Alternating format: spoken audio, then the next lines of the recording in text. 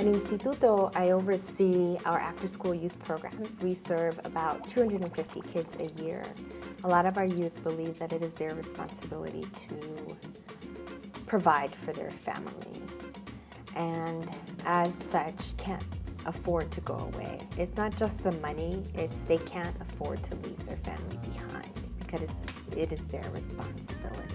Working with teens is tough sometimes because you see it, you see how great they are, you see the potential that they have, and there's always still this nagging thing behind, that's happening maybe in the back of their head. Something's nagging at them, telling them that they can't do it, no matter how much we tell them that they can. And that's one of the hardest things, is when you see that they are fully capable of doing it. There's a lot of room for improvement, but that's a good thing.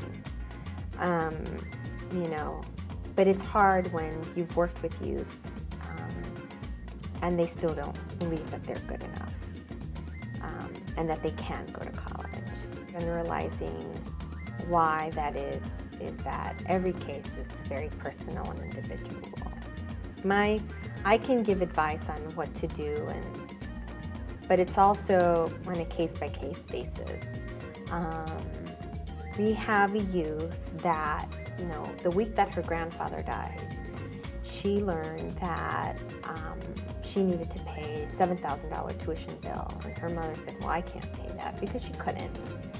And they didn't want to take out a loan because they didn't understand the loan system. And this is someone that's already in school, in college.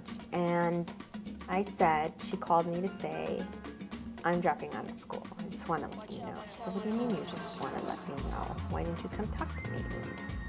Why didn't we go to did you go to the financial aid counselor? No. Did you go to a school counselor? No. This is a decision that my mother and I made, and the decision is done.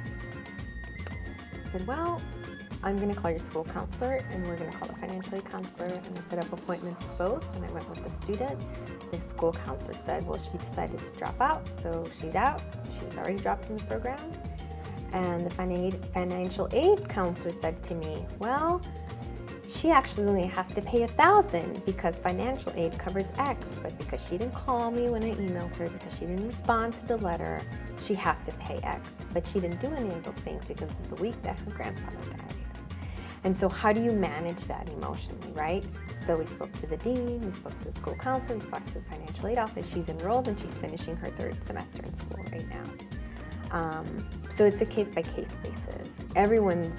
And she was raised by a single mom.